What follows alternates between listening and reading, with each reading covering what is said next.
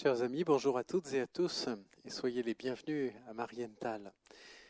Demain, nous allons entrer dans la Semaine Sainte, le temps le plus important pour les chrétiens durant l'année.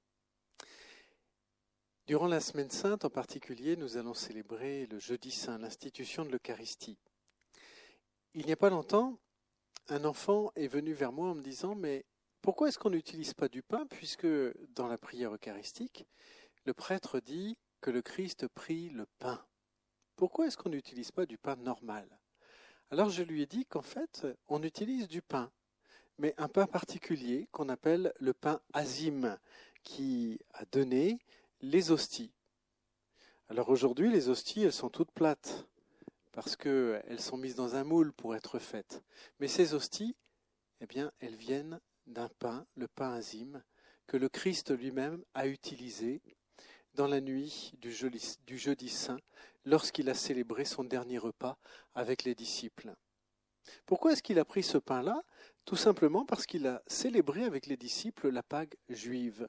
Et que, pour célébrer la Pâque juive, la fête des pains, eh bien, on utilisait du pain azime en souvenir du peuple juif à la fin de sa captivité en Égypte, qui, avant de s'enfuir, a fait très rapidement un repas pratiquement debout. Ils ont mangé des galettes de pain non levées, avec des herbes, un peu de viande, et ils sont partis. Le peuple est parti, et vous vous souvenez, ils ont traversé la mer Rouge pour aller vers la terre promise par Dieu, et vous savez qu'ils vont traverser le désert pendant 40 ans pour arriver en terre promise.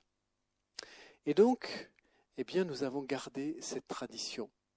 C'est drôlement important de garder cette tradition tout simplement parce que ce pain, eh bien, si ça a été le pain de la liberté pour le peuple juif, ce pain qui les a conduits vers la terre promise, pour nous, ce pain que nous donne le Christ et dans lequel il est, non seulement c'est le pain de la liberté, parce qu'il nous mène chacun de nous vers la terre promise, vers la Jérusalem céleste, mais que, à chaque fois que nous recevons ce pain, eh bien c'est le pain de la vie éternelle. Le pain de la présence du Christ, réellement présent, qui vient nous rejoindre, qui vient imprégner tout notre être, corporel et spirituel. Alors, ce que j'aimerais, eh bien, c'est de vous faire découvrir comment on fabrique ce pain. Et donc, nous allons vous montrer comment fabriquer des pains azimes, des pains galettes, comme on le faisait il y a 2000 ans, avec une recette un petit peu particulière, un petit peu originale, que vous pourrez partager en famille. Pourquoi ne pas partager ces pains le Jeudi Saint? Et puis ça permet de le faire en famille, avec vos enfants. C'est une recette toute simple et toute facile à préparer. Je souhaite une belle semaine sainte à toutes et à tous. Et puis, je vous souhaite de vous régaler avec les bons pains azimes de Marienthal. À bientôt!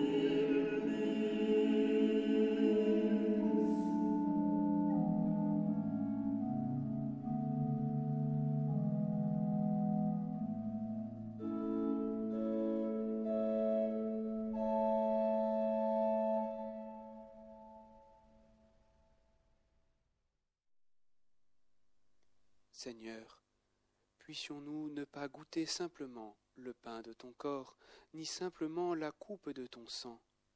Donne-nous la foi, en sorte que nous puissions voir ton corps et non le pain, et boire à la coupe de ton sang vivifiant.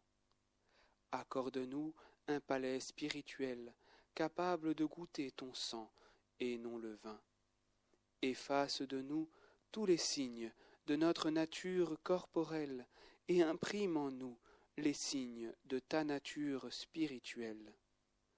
Puissions-nous nous approcher de toi en ne voyant que toi, sans rien percevoir d'autre de ce qui est auprès de nous, mais en ne voyant que toi.